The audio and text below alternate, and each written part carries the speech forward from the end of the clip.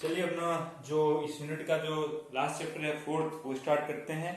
ठीक है, और बाकी हमें को लगता है आपको बाकी सब कुछ समझ में आ ही रहा होगा, तभी तक कोई डाउट नहीं है, और डाउट है तो भी मैंने सॉल्व कर दिए होंगे। ठीक है, इस चैप्टर के अंदर आपको जनरली तो ऐसे कुछ नहीं पढ़ना है। क्यों नहीं पढ़ना है? क्योंकि जो आपने प्रेसिडेंट पढ़ा था सेंटर के अंदर, जो आपने प्रेसिडेंट पढ़ा था सेंटर के अंदर, बस उसी का एक दूसरा आप मिरर इमेज मान सकते हो, एक रेप्लिका मान सकते हो। कौन होता है? गवर्नर। कहाँ पे? स्टेट गवर्नमेंट में। वो होता है सेंट्रल के साइड में, ये होते हैं स्टेट में। जैसा काम प्रेसिडेंट का वहां पे होता है वैसा गवर्नर का होता है, पर गवर्नर जो है वो प्रेसिडेंट के इक्वल नहीं होता है। क्यों? क्योंकि गवर्नर को अपॉइंट कौन करते हैं? प्रेसिडेंट करते हैं। प्लस कुछ पावर्स ऐसे हैं जैसे कि वो मिलिट्री पावर्स है, जैसे कि कुछ पार्डन करने के पावर है। ठीक है ना, वो इनको गवर्नर को वैसे नहीं है जैसे कि प्रेसिडेंट को होते हैं। ठीक है ना, इसलिए जो है एकदम बराबर नहीं है, पर लगभग लगभग जैसे इनका अपॉइंटमेंट कैसे होता है, ठीक है, इनके पावर्स क्या होते हैं, एग्जीक्यूटिव पावर क्या होते हैं, जो प्रेसिडेंट के होते हैं वो इनके होते हैं। लेजिस्लेटिव क्या होते हैं, जो प्रेसिडेंट होते हैं वो इनके होते हैं। फाइनेंशियल, जुडिशियल जो प्रेसिडेंट के पास है वो इनके पास भी है। हाँ, कुछ कुछ जो है कमियां है, कुछ कुछ जो कमियां है। क्यों? क्योंकि वो प्रेसिडेंट है और उनको पूरा सबसे बड़ा पावर उनके पास ही है, वो सबसे बड़े हैं, और इंडिया में भी वो उन्हीं की चलती है, इसलिए जो है थोड़े पावर कम है, इक्वल नहीं है। वैसा वैसा है आपका चीफ मिनिस्टर। चीफ मिनिस्टर भी सेम है एज अ प्राइम मिनिस्टर। ठीक है ना, same appointment, same majority government. ठीक है, सब कुछ काउंसिल और गवर्नर, जैसे वो पीएम जो होते हैं वो काउंसिल और प्रेसिडेंट के बीच में लिंक होता है, वैसे चीफ मिनिस्टर जो है आपके गवर्नर और जो काउंसिल है उनके बीच में आपके लिंक होते हैं। बाकी सेम वर्क है इनका, जैसा कि पीएम का इंडिया में होता है या पूरी कंट्री में होता है, वैसा इनका स्टेट के अंदर होता है।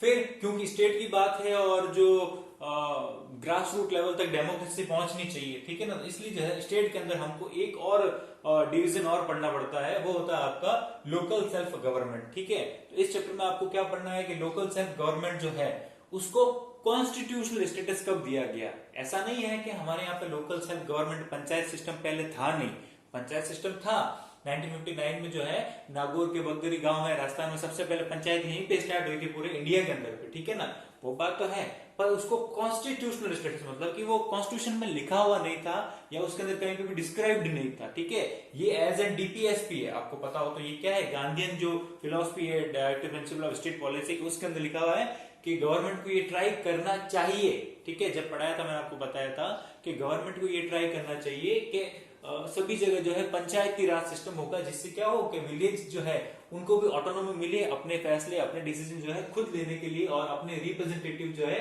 उस पंचायत लेवल पे चुनने का जो है उनको पूरा जो है मौका मिलना चाहिए। ठीक है, तो ऐसा था तो स्टार्टिंग से डीपीएसपी के अंदर, तो कॉन्स्टिट्यूशन जब से इंप्लीमेंट हुआ तब से है, पर उसको कॉन्स्टिट्यूशनल स्टेटस नहीं था, मतलब जरूरी नहीं था सरकार के लिए उसको करे ही करे। पर 90s के टाइम में क्या हुआ कि जो ये बहुत सी एलएम सिंघवी वगैरह जो है कमिटीज बनी थी, उनके आधार पर देखते हुए जो है 73rd और 74th कॉन्स्टिट्यूशनल अमेंडमेंट किया गया। ठीक है, 73rd और 74 अमेंडमेंट किया गया, और उसके करके क्या किया, ये जो लोकल सेल्फ गवर्नमेंट है इसको कॉन्स्टिट्यूशनल स्टेटस प्रोवाइड करवा दिया। और तब से लेके अब तक जो है आपके जो पंचायत के इलेक्शन है या सिटीज के अंदर जो म्युनिसिपल कॉर्पोरेशन है, इनके जो है आपके बराबर इलेक्शंस वगैरह हो रहे हैं। ठीक है ना, इस चैप्टर में आपको ये तीन चीजें पढ़नी है मोटा मोटी रूप से। ठीक है ना, तो गवर्नर और सीएम में तो इतनी कोई डिफरेंस नहीं आएगा। लोकल सेल्फ गवर्नमेंट में कुछ कमिटीज है, उनके नाम जो है वो 3-4 आपको नाम याद रखने पड़ेंगे। उनके अलावा इसमें कोई स्पेशल ऐसी कोई चीज मुझे लगता नहीं है।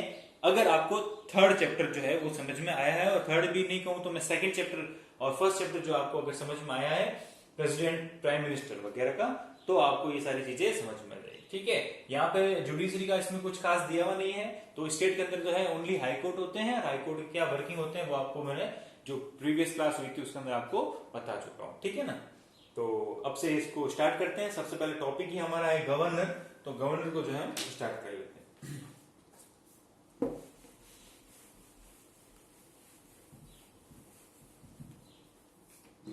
ठीक है, क्वेश्चन आंसर जो है आपको सबको मिल गए होंगे, उनके आंसर जो है आपने लिख भी लिए होंगे जहां तक मेरा अनुमान है। जिन्होंने नहीं लिखे हैं वो कंप्लीट कर लेना। एक आध अगर कोई क्वेश्चन रह गया है, पेंडिंग है, तो वो जो है एज सुन एज जो है टाइम मिलेगा तो मैं आपको लिख के दे दूंगा या प्रोवाइड करवा दूंगा। और नहीं भी होता है तो आप उसके लिए स्पेस छोड़ देना 2 पेजेस की, क्योंकि ऐसे टाइप अगर कोई रह गया है तो उसकी स्पेस छोड़ देना, जब स्कूल लगेगी तब आपको जो है लिखवा दिया जाएगा। ठीक है ना, कोई भी चीज बचेगी नहीं, ऐसा नहीं है कि कोई चीज रह जाएगी, सब करवा दिया जाएगा। उसके बाद में जो है हर क्वेश्चन को किस फॉर्मेट में लिखना है, किस टाइप से लिखना है, वो भी हम जो है हर क्वेश्चन की फ्रेमिंग फिर से करेंगे। ठीक, फ्रेमिंग फिर से करेंगे, आंसर फिर से नहीं लिखवाऊंगा, फ्रेमिंग फिर से करेंगे, किस तरह से आपको वहां प्रेजेंट करना है। ठीक है, चलिए चलते हैं। फिर आता है सबसे पहले जो है चैप्टर का नाम ही वही है, state administration and local self government. ठीक है, वहां से लेके जो 73rd 74 अमेंडमेंट है इसके बारे में बात की गई है। तो सबसे पहले इसी को देख लेते हैं। India is a sovereign socialist secular and democratic republic which is structured with integrated features in federal council of minister to advise the president who is the constitutional head of the country. ठीक है ना, India क्या है, preamble में लिखा हुआ है, sovereign है, सोशलिस्ट है, सेक्युलर है, डेमोक्रेटिक है, रिपब्लिक है। और वो इस तरह से स्ट्रक्चर मतलब की बनाई गई है कि वो इंटीग्रेट रहे। इंटीग्रेट कैसे रहे कि हमारे यहाँ पे फेडरल स्ट्रक्चर है। फेडरल स्ट्रक्चर में क्या होता है कि जुडिशरी हो, एग्जीक्यूटिव हो, सब वो एक साथ में काम करते हैं, सेंटर और स्टेट मिलकर काम करते हैं। हाँ, कहीं कहीं इंडिपेंडेंट भी जरूर है, पर हम एज ए कंट्री जो है एक साथ में मिलकर काम करते हैं। और काउंसिल और प्रेसिडेंट के बीच में जो है जो भी डिसीजन होते हैं उसके बिहाफ पे जो है पूरी कंट्री चलती है, और उसके बिहाफ पे प्राइम मिनिस्टर जो है सारे फंक्शन करते हैं। The head of the council of minister is the prime minister, आपको पता ही। The parliamentary system of government has not only been adopted in the centre in India but also in the state. ठीक है, जैसा कि parliament में होता है 2 हाउसेज होते हैं, किस तरह से वो फंक्शन करते हैं जो आप प्रीवियस में पढ़ के आए हो, उसी तरह स्टेट में भी वही फंक्शन है।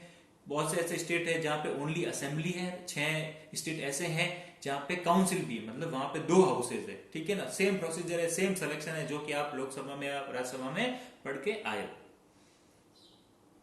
This administrative system is present in the center as well as in the state. As the head of the executive is the prime minister in the union government, in the same way the chief minister is the real head of the executive in state.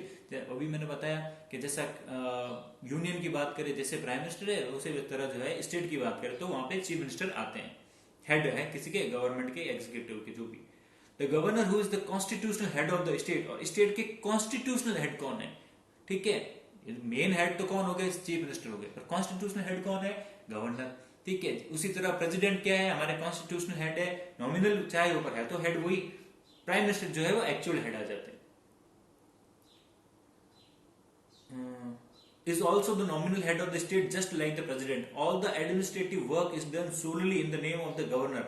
By Article 153 of the Indian Constitution, the governor post has been established. ठीक है, governor की post होगी, ये कहाँ लिखा हुआ है? लिखा हुआ है आर्टिकल नंबर 153 में, इसको जो है मार्क कर लेना। It is mentioned in Article 154 that the executive powers of the state shall be vested with the governor. ठीक है, और ये लिखा हुआ है कि जो सारे स्टेट के एग्जीक्यूटिव पावर है वो किसके हाथ में होंगे?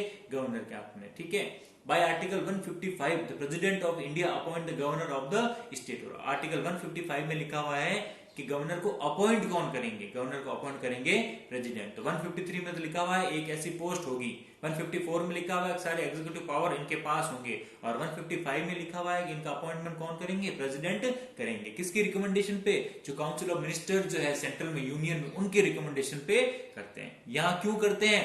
ताकि क्या हो, स्टेट और सेंटर के बीच में जो है एक कोऑर्डिनेशन बना रहे, और स्टेट में जो भी चीजें चल रही है, कॉन्स्टिट्यूशन है या अनकॉन्स्टिट्यूशन है, वो प्रेसिडेंट को पता चलती रहे। और दिखती बात है प्रेसिडेंट की नहीं, काउंसिल ऑफ मिनिस्टर को पता चलती रहे, ताकि अगर कोई गलत चीज हो रही हो तो वहां पे स्टेट इमरजेंसी लगवा के या किसी और मेथड से जो है उस गवर्नमेंट को जो हटा दिया जाए और जो है प्योर डेमोक्रेसी लाने की कोशिश की जाए। एक्चुअल में तो यही है।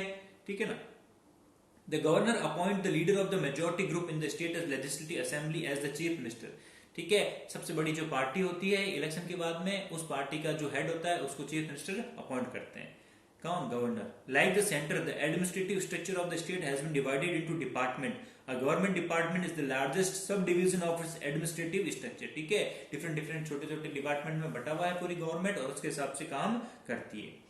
The head of the department is responsible for the effective implementation of the government policies, and he is appointed as an administrative officer for consultation and technical advice. ठीक है, अब ये इसमें ये बोल रहे हैं कि जो पूरी गवर्नमेंट है, कौन सी? स्टेट वाली, उसके जो है आपके डिफरेंट जो है डिवीजन होते हैं। किस तरह से? डिफरेंट मिनिस्ट्रीज होती है, जैसे कि सेंटर में होती है उसी तरह यहाँ पे मिनिस्ट्रीज होती है, उनके परफेक्ट एक मिनिस्टर डिजाइन होते हैं। ठीक है ना, कि भाई फाइनेंस मिनिस्टर कौन है, एग्रीकल्चर मिनिस्टर कौन है स्टेट के लिए।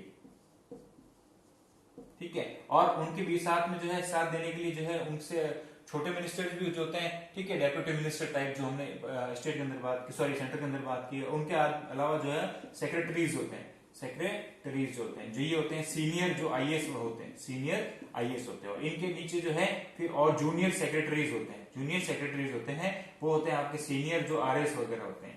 इनके नीचे और एडमिनिस्ट्रेटिव पूरा कल्चर चलता है, जिसमें फिर आईएएस, आईपीएस, आरएस, आरपीएस वो भी आते रहते हैं। इस तरह से पूरी सब में मिनिस्ट्री में अलग अलग हिरार्की चलती है। तो वही बोल रहा है कि इस तरह से स्ट्रक्चर बना हुआ है पूरे एडमिनिस्ट्रेशन, मतलब प्रशासन जो है उसके अंदर किस तरह से स्ट्रक्चर बना हुआ है।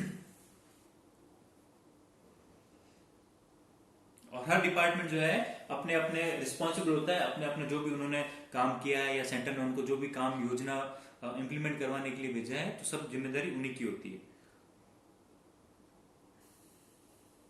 In the Constitution of India, the use of the word Union of State indicate that in India, state administration cannot go against the national stream despite its autonomy. ठीक है, स्टेट एडमिनिस्ट्रेशन जो है, यहाँ के जो प्रशासन है, यहाँ के जो अधिकारी है, वो जो है अलग जरूर है, वो इंडिया से अलग जरूर है, मतलब यूनियन से अलग जरूर है, पर ऐसा नहीं है कि वो अपनी मन मर्जी से स्टेट को चला सकते हैं, ऐसा बिल्कुल नहीं है। ठीक है ना, वहां पे यूपीएससी उनको सेलेक्ट करती है, यहाँ पे जो आरपीएससी है या जो भी स्टेट की जो भी पीएससी है वो उनको अपॉइंट करती है।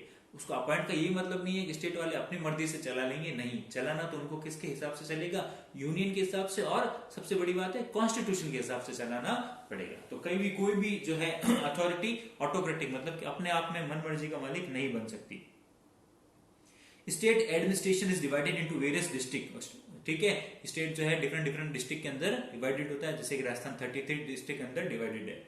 The major liability of the district administration is to maintain law and order, to collect revenue, और state administration या district administration के works क्या है उनको आप जो है underline कर सकते हो। सबसे पहला क्या है, maintain law and order, उसके बाद में to collect revenue and to execute development activities। ठीक है, ये तीन काम इनके सबसे बड़े जनरल काम होते हैं। क्या, एक तो law and order रखना, शांति व्यवस्था, एक जो है revenue जो है टैक्सेस वगैरह वो कलेक्ट करना, और जो भी डेवलपमेंट प्लान्स जो चल रहे हैं, जो भी यूनियन ने बनाया है या फिर स्टेट ने खुद ने बनाया है, उनको इंप्लीमेंट करवाना ताकि लोगों का वेलफेयर हो सके।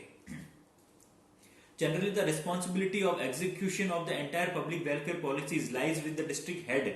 In India, it is the duty of the district administration head (DM) to establish the public welfare. Her district के ऊपर जो है क्या होता है, एक अधिकारी होता है। ठीक है, अधिकारी, और उन अधिकारी को क्या कहते हैं, डिस्ट्रिक्ट मजिस्ट्रेट, या जिसको कहते हैं आईएएस, इंडियन एडमिनिस्ट्रेटिव सर्विसेज की जो होते हैं ना, उनको कहते हैं डिस्ट्रिक्ट मजिस्ट्रेट। ये वो नहीं है मजिस्ट्रेट, मतलब कि जुडिशरी वाले नहीं है, ये अलग है, जो जिनका काम होता है डेवलपमेंट के काम को इम्प्लीमेंट करवाना। ठीक है ना, और कुछ इनको राइट्स जो है वो जुडिशरी के भी होते हैं। कैसे राइट्स होते हैं जुडिशरी के, कि भाई जो आर्टिकल सेक्शन 154 है उसको इम्प्लीमेंट कराना। सेक्शन 144 क्या है कि कहीं पे भी 5 से ज्यादा लोग नहीं होंगे, या कर्फ्यू लगाना, जो अभी लॉकडाउन में चल रहे हैं ये, या किसी को पास बना के देना, या पासपोर्ट पे सिग्नेचर करवाना, या फॉरेनर जो आते हैं उनके पासपोर्ट या वीजा जो करवाना, इश्यूज करवाना, प्रॉब्लम है तो उनको सॉल्व करना, और जो भी डेवलपमेंट के प्लान बन के आ रहे हैं, सेंटर से आ रहे हो, स्टेट से आ रहे हो, उनको पूरे डिस्ट्रिक्ट के अंदर जो है इक्वली इंप्लीमेंट करवाना अपने जो भी सब ऑर्डिनेट्स हैं। ठीक है, उनसे।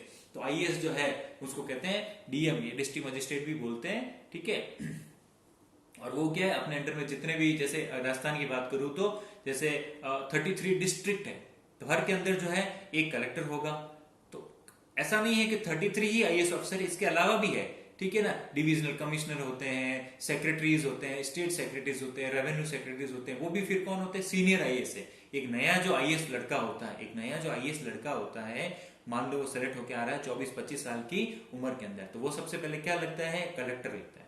फिर वो 5 साल 10 साल जो भी है कलेक्टर वगैरह रह के फिर वो उसकी जो है पोस्ट बढ़ जाती है, तो फिर या तो वो सेक्रेटरी बन जाते हैं या फिर और कोई डिविजनल कमीशन बन जाते हैं। इस तरह से उनकी पोस्ट बढ़ते बढ़ते बढ़ते फिर वो सीनियर सेक्रेटरी, जो भी आपको मैंने बताया मिनिस्ट्रीज के अंदर, वो बनते हैं। ये होता है आईएएस का। और स्टेट की बात करो तो जैसे हमारा यहाँ सबसे बड़ी पोस्ट होती है जैसे आरएस वगैरह, तो ये जो है वो सबसे पहले बनते हैं डेप्यूटी कलेक्टर। ठीक है, या जिसको एसडीएम बोलते हो ना, सब डिविजनल मजिस्ट्रेट। कहने का मतलब जो है एक डिस्ट्रिक्ट जो है आपका, एक स्टेट है राजस्थान, वो 33 डिस्ट्रिक्ट के अंदर डिवाइडेड है। फिर हर डिस्ट्रिक्ट जो है उसके अलग अलग जो है पार्ट्स होते हैं, सब डिवीजन होते हैं। क्या होते हैं, सब डिवीजन, मतलब अलग अलग अपने आप में डिवीजन। तो इसमें से एक डिस्ट्रिक्ट मान लो हमारी, मान लो कौन सी है, जोधपुर डिस्ट्रिक्ट है, पूरी जोधपुर डिस्ट्रिक्ट है, सिटी नहीं डिस्ट्रिक्ट। इस पूरे जोधपुर डिस्ट्रिक्ट को जो है 8 पार्ट में डिवाइड किया है। कितने में किया है, 8 पार्ट में डिवाइड किया है। अब 9-10 हो गए होंगे वो अपने हिसाब से। कैसे कि इतनी बड़ी जोधपुर पूरा है, तो जोधपुर में डिस्ट्रिक्ट में जो आप मैप पे देखते हो उसके 8 पार्ट किए हुए हैं। 8 पार्ट जो किए हुए हैं उन 8 को संभालने के लिए कौन बनाया हुआ है? एक एसडीएम बना हुआ है, sub division magistrate, sub division magistrate. ठीक है, ये होता है आरएस जो मेन पोस्ट होती है। उनके बाद में इनको संभालने के लिए कौन होते हैं? इनको संभालने के लिए जो है फिर 8 डिवीजन है, क्या क्या, हाँ 8 में डिवाइड है ना, तो हर डिवीजन फिर जो है, हर डिवीजन जो है फिर तहसील्स में डिवाइडेड होता है। तहसील जो है फिर वो तालुकाज में, फिर रेवेन्यू ग्रुप में, फिर पटवार वटवार करके, तो सब डिवीजन जो आपका होता है आरएस, उसके बाद में तहसीलदार, तहसीलदार बाद में जो रेवेन्यू ऑफिसर्स होते हैं, उनके बाद में जो पटवारी वगैरह होते हैं, फिर वो ग्राम सेवक वगैरह, इस हिसाब से जो है पूरा हायरार्की इस तरह से एग्जीक्यूटिव जो है वो बटी हुई है इंडिया के अंदर। ठीक है ना।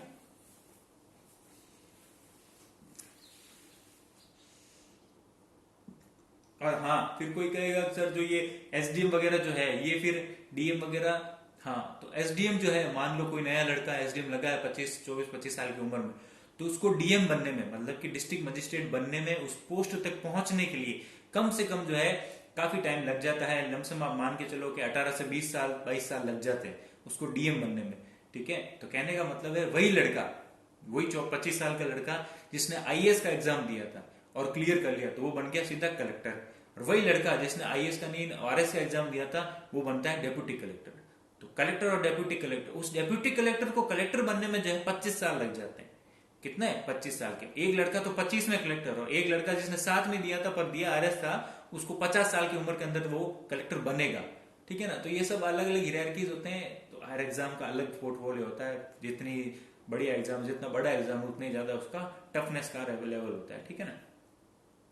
चलिए, by the provision of 73rd and 74th amendment of the constitution, the district administration has become more important. District administrative head is now the chief agent and coordinator of the public decentralized structure of India. ठीक है, district administration के head कौन होते हैं? जो DM होते हैं। और इनका मेन रोल क्या है कि जो डिसेंट्रलाइजेशन करना। डिसेंट्रलाइजेशन क्या करना? पावर को जो है ऊपर से लेके नीचे तक पहुंचाना हो। नीचे तक पहुंचाने के लिए क्या करना पड़ेगा? पंचायत को जो है ऑटोनोमस बनाना पड़ेगा। पंचायत को ऑटोनोमस कैसे बनाओगे कि पंचायत का खुद का एक इलेक्टेड या सेलेक्टेड सरपंच जो होंगे वो हर पंचायत में काम करेंगे ताकि डेवलपमेंट का काम इजी हो सके। इतना फैलावा क्यों होती है हर चीज? क्योंकि एक आदमी होता है, वो इतने बड़ी जगह को नहीं संभाल सकता है। उसके अंडर में धीरे धीरे धीरे जो है पूरी तरह से डिवाइड होता है ताकि क्या हो, हर सेक्टर में इजीली काम हो सके। ठीक है ना, वही वाली बात है। District head is called district magistrate and she serves as a link between local administration and district administration. ठीक है, जो कलेक्टर होता है वो क्या करता है, जो अपने लेवल के बीच में और जो लोकल है नीचे पंचायत वगैरह, म्यूनिसिपल कॉर्पोरेशन वगैरह जो है उनके बीच में वो लिंक ऐसे काम करते हैं और पूरे जिले को, पूरे डिस्ट्रिक्ट को जो है आगे बढ़ाने का, डेवलप करने का काम करते हैं। ठीक है ना। हाँ, इनके कोई ऐसा फिक्स ड्यूरेशन नहीं होता डिस्ट्रिक्ट मजिस्ट्रेट का, सर जो 5 साल काम करेंगे, 3 साल काम करेंगे, ऐसा नहीं है। ये सब गवर्नमेंट पे डिपेंड करता है। चाहे तो 2 दिन के अंदर ट्रांसफर हो सकता है, चाहे तो 5 साल भी नहीं हो। इनकी कोई लिमिट नहीं है। इनको तो अपनी जो एज है 60 तब तक इनको नौकरी करनी है जहां इनको लगाया जाए। ठीक है ना। जरूरी नहीं है आईएएस है तो सीधा डिस्ट्रिक्ट कलेक्टर ही लगेगा। आईएएस है तो डिफरेंट डिपार्टमेंट में भी जाते हैं। कैसे है कि लोकल जो माइनॉरिटीज है उनके डिपार्टमेंट होते हैं, वुमेन वेलफेयर डिपार्टमेंट होते हैं, तो हर जगह जरूरत होती है एक आईएएस की, तो वहां पे भी उनको अप्लाई कर देते हैं। तो अलग अलग जगह इनका ट्रांसफर वगैरह होता रहता है। ठीक है, कभी कोई सेक्रेटरी है मेडिसिन डिपार्टमेंट में, उसको फिर चेंज करके अगले दिन लगा दिया ट्रांसपोर्ट डिपार्टमेंट में, उसको चेंज करके एक दिन और लगा दिया किसी और डिपार्टमेंट। तो इस हिसाब से इनका पूरा रोटेशन चलता रहता है और इनको जो है हर फील्ड का नॉलेज होता है। अब बात आती है कि भाई अभी तो आपने पढ़ा स्टेट एडमिनिस्ट्रेशन होता क्या है। अब आपको पढ़ना है कि स्टेट एडमिनिस्ट्रेशन जो है उसकी कैरेक्टरिस्टिक जो है, उसकी स्पेशलिटीज जो है, उसकी जो विशेषताएं हैं वो क्या होती है। पहला क्या है, independent entity of state administration. ठीक है, स्टेट एडमिनिस्ट्रेशन में क्या होता है, इंडिपेंडेंट होता है, वो यूनियन के कंट्रोल में नहीं होता। यूनियन अलग से काम कर रही है अपने हिसाब से सेंट्रल लेवल पे, और स्टेट लेवल पे सब काम अलग हो रहा है। किसमें? स्टेट गवर्नमेंट के अंडर में। लिंक जरूर है, लिंक जरूर है, पर कोई भी जो है किसी के ऑटोनोमस नहीं है, सब किसी के डिपेंडेंट नहीं है, सब ऑटोनोमस है, अपने हिसाब से काम करते हैं, जो उनको ऑर्डर मिलता है वैसे। No separate constitution. स्टेट में आपको पता ही है कोई अलग से कॉन्स्टिट्यूशन होता नहीं है, अलग से कोई सिटीजनशिप होती नहीं। कॉन्स्टिट्यूशन हमारे पूरे इंडिया में एक ही है।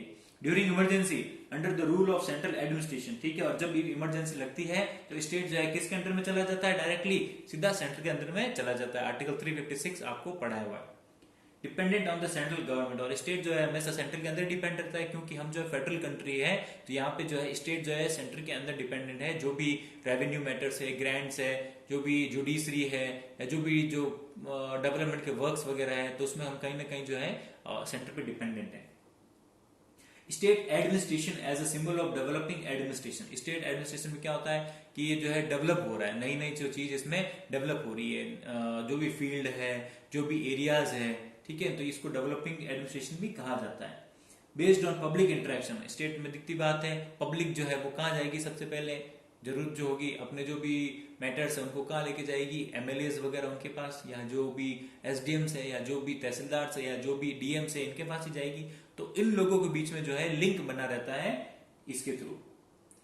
Secretariat is the access of state administration, ठीक है, पूरे स्टेट एडमिनिस्ट्रेशन का जो है काम कहां से हैंडल होता है, कहां से मेन होता है, सेक्रेटरीट। सेक्रेटरीट मतलब कि जहां पे सीनियर आईएएस वगैरह बैठते हैं, जहां पे सीनियर आईएएस वगैरह बैठते हैं, कौन से, ये जो मिनिस्ट्रीज के जो सीनियर सेक्रेटरीज बने हुए हैं, मिनिस्ट्रीज के जो सीनियर सेक्रेटरीज बने हुए हैं, ये जो लोग वहां बैठते हैं, और जैसे राजस्थान की बात है तो जयपुर में है सेक्रेटरीट, यहाँ पे ये लोग बैठते हैं और राजस्थान के लिए क्या क्या पॉलिसी बनानी है, राजस्थान में क्या अरेंजमेंट करना है, ये सब डिसाइड मिनिस्टर्स के साथ बैठ के वही करते हैं। मैंने आपको लास्ट क्लास में भी बताया था कि मिनिस्टर्स वगैरह जो होते हैं उनको कोई खास नॉलेज होता नहीं है और उनको पता भी नहीं होता है करना क्या है, ठीक है, तो वो तो चलता ठीक है, चलता है, एक्सपीरियंस के हिसाब से उनका काम चल रहा है। सारा काम करता कौन है, जो सीनियर आईएएस वगैरह जो है, सेक्रेटरीज वगैरह जो है, खुद का पर्सनल सेक्रेटरी नहीं, ये जो गवर्नमेंट के जो उनको सेक्रेटरी अपॉइंट किया जाता है मिनिस्टर्स के लिए, जो सीनियर आईएएस है, वो उनमें दिमाग होता है। पूरी सरकार जो है, चाहे वो डिस्ट्रिक्ट की हो, चाहे वो स्टेट की हो, चाहे वो कंट्री की हो, सब कुछ इन पे डिपेंडेंट है। बाकी नेताओं को तो ज्यादा कोई नॉलेज वॉलेज है नहीं, वैसे एक्चुअल बात तो है, फिर चाहे वो प्राइम मिनिस्टर भी हो, ठीक है, मन में आगे जो कह दिया, बाकी चलता पूरा कंट्री इन पे ऊपर चल रहा है। Selection of prominent administrator in all India services, ठीक है, और जो अच्छे अच्छे जो एडमिनिस्ट्रेटर है जो वहां से चुन के आए यूपीएससी से, उनको जो है ऑल इंडिया सर्विसेज जो आए उनको जो है अलग अलग जगह लगाना और उनको सेलेक्ट करवाना, ठीक है। Governor is a representative of the president of India in the state, और स्टेट एडमिनिस्ट्रेशन की और क्या स्पेशलिटी है कि प्रेसिडेंट क्या करते हैं, अपनी तरफ से एक आदमी जो है अपॉइंट कर देते हैं ताकि लिंक बना रहे, ठीक है, और उस आदमी का नाम है governor. Local administration functions under the rule of state administration, और लोकल लोकल कौन, पंचायत म्युनिसिपल वगैरह, वो किसके अंडर में काम करते हैं, स्टेट गवर्नमेंट के अंडर में काम करते हैं, ना कि जो है सेंट्रल गवर्नमेंट के अंडर में काम करते हैं, ठीक है ना। तो यहाँ पे जो है आपका स्टेट एडमिनिस्ट्रेशन जो है उसके बारे में जो चीज है वो क्लियर हो जाती है। अब हमें पढ़ना है कि स्टेट का जो सबसे बड़ा हेड है, जिसको कॉन्स्टिट्यूशनल हेड भी कहा गया है, चाहे जैसा कि प्रेसिडेंट है वैसे स्टेट में कौन होंगे, गवर्नर होंगे, ठीक है। तो गवर्नर कौन होता है, उनको अपॉइंट कौन करते हैं, ये सारी चीजें देख लेते हैं। In our constitution, the parliamentary system of administration has been adopted in the state just like the center. As a result, the governor has been made the constitutional head of the state. He has nominal power, while the true power rests with the cabinet under the leadership of chief minister. ठीक है, वही बात थी जो पढ़ा है, ये nominal head होते हैं, ठीक है ना, ज्यादा इनके पास पावर होती नहीं है, इनका काम है यहाँ के मैसेजेस वहां पहुंचाने, और असेंबलीज में जो भी बिल आए हैं स्टेट के लिए, जैसे कि सेंटर में आता है वैसे स्टेट में खुद के भी बिल आते हैं, उन पे साइन करना ताकि वो क्या बन जाए, कानून बन जाए, बस इतना ही काम है। जैसा कि प्रेसिडेंट का काम है वैसा वैसा गवर्नर का काम है। बाकी जो सब रोल जो है वो किसका होता है, काउंसिल का, और उस काउंसिल के हेड कौन होते हैं, चीफ मिनिस्टर, उनका रोल ज्यादा होता है, वो दिखती बात है, आप रोज देखते हो। अब आती है position of governor. Initially, the role of governor was only formal, but now his position has become more powerful and dignified in the changed political scenario. पहले पहले जो गवर्नर की पोस्ट है वो सिर्फ नाम की होती थी, आजकल थोड़ा बहुत जो है उनको पावर मिलने लगा है, क्योंकि वो भी आजकल जो है बोलने लगे हैं, उनको भी बोलने क्यों लगे हैं कि डिफरेंट डिफरेंट जो है कमिटीज बनी थी, उन्होंने ये कहा था कि गवर्नर जो है वो किसके इशारे पे काम करता है, सेंटर के इशारे पे काम करता है। उनको जब लगता है तब वो क्या करते थे, बोल देते हैं स्टेट में जो है चीजें सही नहीं है, आप इमरजेंसी लगा दो। तो उससे क्या हो जाता था कि सेंट्रल गवर्नमेंट ऑटोक्रेटिक, मतलब कि अपने आप में डिक्टेटर बन जाती थी।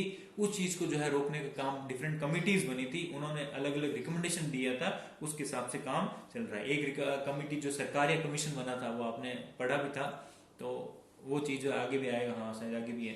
तो उसने भी कमिटीज ने रिजल्ट दी थी कि गवर्नर कौन होगा, उस स्टेट का होगा कि नहीं होगा, अलग से होगा, तो उसने 2-3 गाइडलाइंस दी थी, ठीक है ना, उसको फॉलो किया जाता है। चलिए आगे बढ़ते हैं। Mister Sitaramayya said in context of this post, ठीक है, इस पद के हिसाब से मिस्टर सीतारमैया ने एक बात कही है कि the work of the governor is not more than to welcome the guest, offering them tree, food and fees. ठीक है, उन्होंने कहा ये ओनली नाम मात्र है, इनका काम कुछ नहीं है कि जो भी स्टेट में घूमने बाहर के लोग मीन्स बाहर के जो मुख्यमंत्री है या बाहर के पीएम वगैरह है या बाहर फॉरेन कंट्री से कोई लोग बाग आते हैं, एम्बेसडर वगैरह, ठीक है, उनको बुलाना, उनके साथ बैठना, उनके लिए चाय व्यवस्था उसका क्या नाम पानी वगैरह का जो है व्यवस्था कर देना, खाना वगैरह का, ये इनका कोई खास काम है, इसके अलावा इनका कोई काम नहीं है। ठीक है ना। In the parallel state of the federal government, the Council of Ministers is the real head of the state. Its head is the Chief Minister. By Article 161 of the Constitution, the matters on which it is expected from the governor by the Constitution or under the Constitution that he shall perform his function by his discretion. Apart from this duty, there shall be a Council of Ministers that will advise and help the governor in the exercise of his function, and the head of this Council of Ministers shall be the Chief Minister. ठीक है, इसमें कोई नई चीज नहीं बताई है, इसमें यही कहा गया है कि पूरे स्टेट का जो है वो काम कौन देखेंगे, काउंसिल ऑफ मिनिस्टर, किसके अंडर में, चीफ मिनिस्टर के अंडर में। ठीक है, बस कुछ एक पावर जो है वो उनको नहीं होगी। कौन सी पावर? वही पावर जो गवर्नर की डिस्क्रिशनरी पावर है। जैसा कि प्रेसिडेंट की डिस्क्रिशनरी पावर होती है, वैसे वैसे गवर्नर की डिस्क्रिशनरी पावर होती है। क्या होती है? अब कोई ये पूछ लेगा तो उसको बता देता हूँ। वही होती है कि कौन सी सरकार बनी है, किसको पहले बुलाना है। ये एग्जांपल मैं प्रेसिडेंट में दे चुका हूँ। ठीक है, अगर कोई सरकार काम नहीं कर रही है तो प्रेसिडेंट को उनकी जो रिपोर्ट दे देना, भाई ये काम सही से नहीं हो रहा है, एक्सेट्रा एक्सेट्रा। तो ये कहलाता है discretionary power of governor, same as president. ठीक है ना। बाकी जितनी भी पावर्स है वो किसको दे रखे हैं? काउंसिल ऑफ मिनिस्टर को, जिनके हेड कौन होते हैं? चीफ मिनिस्टर होते हैं। वो अपने आप काम करते हैं, गवर्नर जो है चुपचाप शांति से रेस्ट करते हैं। According to Article 163(1), if any question arises whether any matter is or not as matter respect to which the governor is by or under this constitution required to act in his discretion, the decision of the governor in his discretion shall be final, and the validity of anything done by the governor shall not be called in question on the ground that he ought or not ought to have acted in his discretion. ठीक है, इसमें कोई special बात नहीं लिखी हुई है, इसमें वही लिखा हुआ है कि वो सारी चीजें जो गवर्नर के डिस्क्रिप्शन में आती है उस पर डिसीजन लेना है या नहीं लेना है, ये भी किस पे डिपेंड करता है? गवर्नर पे डिपेंड करता है। उसको कोई बार बार रोक नहीं सकता। ठीक है, और कौन सी चीजें गवर्नर के डिस्क्रिप्शन में आती है वो भी डिसाइड कौन करेगा? हमारा कॉन्स्टिट्यूशन या गवर्नर खुद। कैसे? क्या किसी बिल को जो है प्रेसिडेंट के पास भेजना है या नहीं भेजना है, ये किसका डिस्क्रिप्शन है? गवर्नर का खुद का है। इसमें साइन करने हैं या नहीं करने हैं, ये भी किसका फैसला है? गवर्नर का। ये चीजें कहलाती है इनके डिस्क्रिशनरी पावर। ठीक है ना। तो इसमें कोई स्पेशल चीज नहीं लिखी हुई है, सेम चीज को फिर से घुमाया हुआ है। The question whether any and if so what advices were tendered by minister to the governor shall not be inquired into by any court. ठीक है, इसमें ये बोल रहा है काउंसिल ऑफ मिनिस्टर्स ने गवर्नर को क्या सलाह दी है। काउंसिल ऑफ मिनिस्टर्स ने गवर्नर को क्या एडवाइस दिया है? पहली बात तो क्या एडवाइस दिया है, पहली बात। दूसरी बात, जो भी एडवाइस दिया है उसको मानना है या नहीं मानना है, उसको मानना है या नहीं मानना है, या उस पर कोई एक्शन लेना है या नहीं लेना है, या उसको प्रेसिडेंट के पास पहुंचाना है या नहीं पहुंचाना है। ये सारे डिसीजन जो है वो गवर्नर और काउंसिल ऑफ मिनिस्टर के बीच की बात है। इन पर जो है ये 3-4 जो पॉइंट मैंने बोले, इन पर जो है कोई दूसरा आदमी जो है वो कोर्ट में नहीं जा सकता है कि साहब गवर्नर को ये चीजें बोली गई थी या ये चीजें करनी चाहिए, पर गवर्नर ने की नहीं है। ठीक है ना। तो क्या करना है क्या नहीं करना है वो सब गवर्नर अपने आप देख लेंगे, क्या बात माननी है नहीं माननी वो। तो आप उसके बेसिस पे उनको कोर्ट में नहीं लेके जा सकते, किनको? गवर्नर को, कि आपने जो है ये चीजें नहीं की वो चीजें नहीं की। तो वो उनका खुद का डिस्क्रिशन, मतलब कि स्व विवेक, खुद का विजडम है। वो आप लोगों से जो है, जनता से या किसी एनजीओ वगैरह से, PIL BIL में उनका कोई लेना देना नहीं। ठीक है ना, वही बात। अब आता है नेक्स्ट क्या है, the following are the reason for the changing role of the governor. ठीक है, अब क्वेश्चन ये आता है कि क्या क्या रीजन है, क्या क्या कारण है जिससे गवर्नर का जो रोल है आजकल चेंज होता जा रहा है। जो हमने ऊपर पढ़ा था ना कि गवर्नर का रोल भी आजकल चेंज हो रहा है। क्या कारण है? पहला, weak personality of the chief minister. Generally क्या होता है, जनरली नहीं, बहुत मुश्किल से मिलता है चीफ मिनिस्टर जो है वीक हो। बाकी चीफ मिनिस्टर जो है स्ट्रांग होता है क्योंकि उनके पास जो है मेजोरिटी होती है।